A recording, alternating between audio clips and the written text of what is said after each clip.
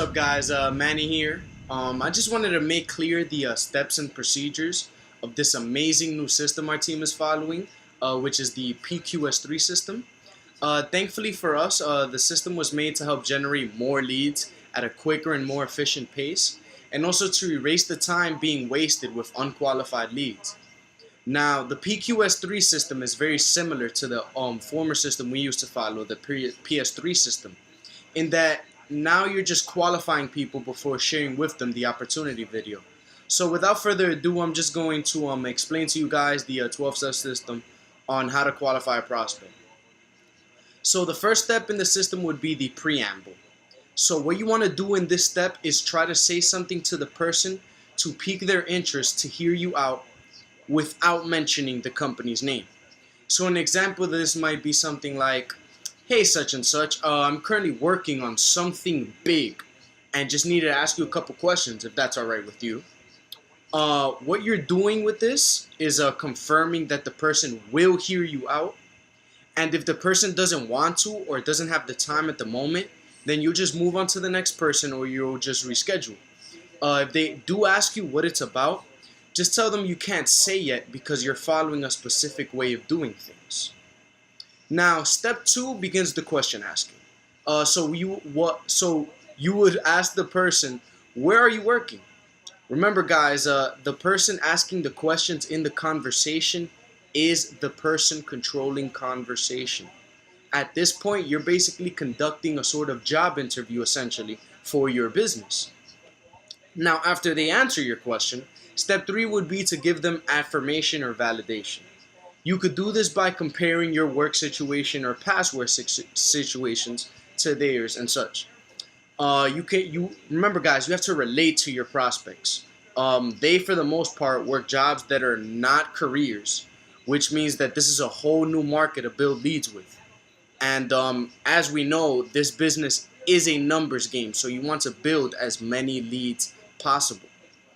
Now, step 4 would be, if you could change anything about your job, what would it be? Now, this question is important because the person is now going to think outside of the box or how they usually think. They've probably never been asked this question before. So now you get to see a person's aptitude and their persona. So step 5 would be just like step 3, validation. You want to relate to them or bring about an example or idea that you would relate to or that would intrigue them. By this time in the interview anyways, the prospect is already intrigued as to why you're asking these questions anyways. So step 6 would be the third question. So if money wasn't an issue, what would you do all day? This question will seal for you guys whether or not the person is qualified. This question now goes into people's work ethic and their persona. You want to make sure you say the word all day because you're keying in on what they would do every day. So for step 7, guys, you need to validate with enthusiasm this time. This person has basically opened up to you their life plans, or at least a taste of it. So you want to show enthusiasm about their goals and their aspirations. Once again, you want to focus on relating to your person because it makes for effective communication and better interviews. Now, step 8, I like to call this the magic step. Because you're going into people's retirement plans, and that's something, an idea that nobody really thinks about. So you'll ask the person, "So how much money would you need to make monthly to do that for a living?" We just basically flip the switch, guys, from interview to financial consultant. The reason why I say that is because, let's say, for example, somebody said, "I would like to travel and visit the world in other countries," or "I would like to start a foundation on saving animals." Now we're asking them to give us a price range on how much it would cost for them monthly to retire young and do the things that they want to do.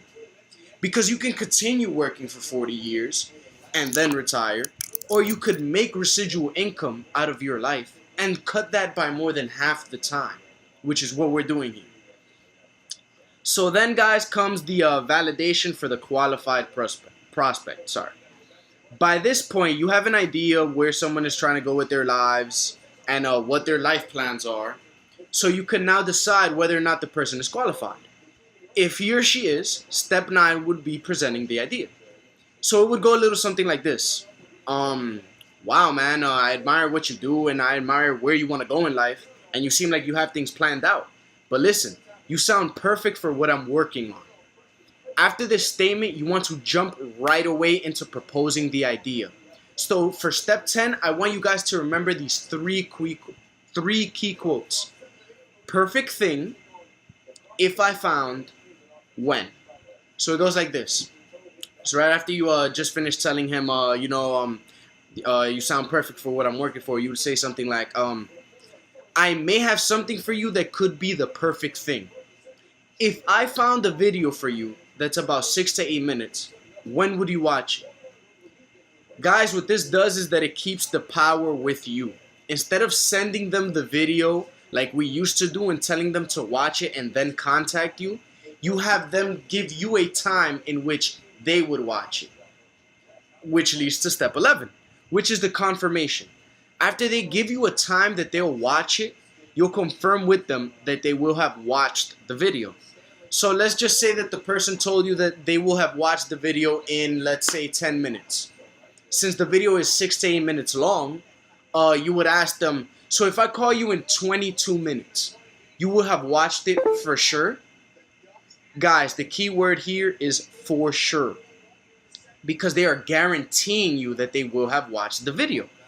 So after they say yes, this leads to step 12, which is the three-way call with your upline.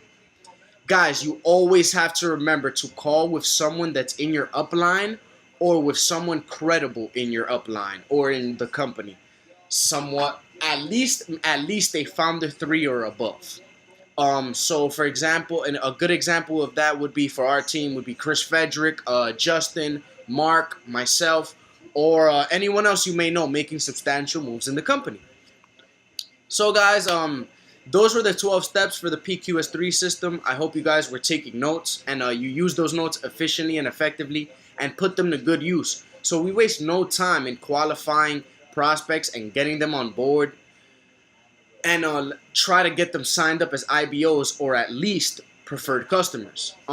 This company is about repetitive consistency, guys. So we need to be repetitively consistent with our work ethic and everything will just fall into place.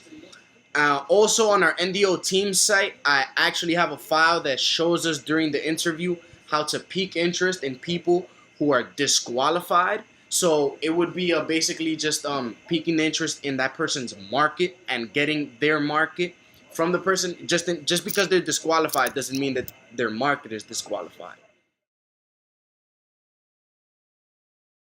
The file is called Going to and Going Through Prospecting.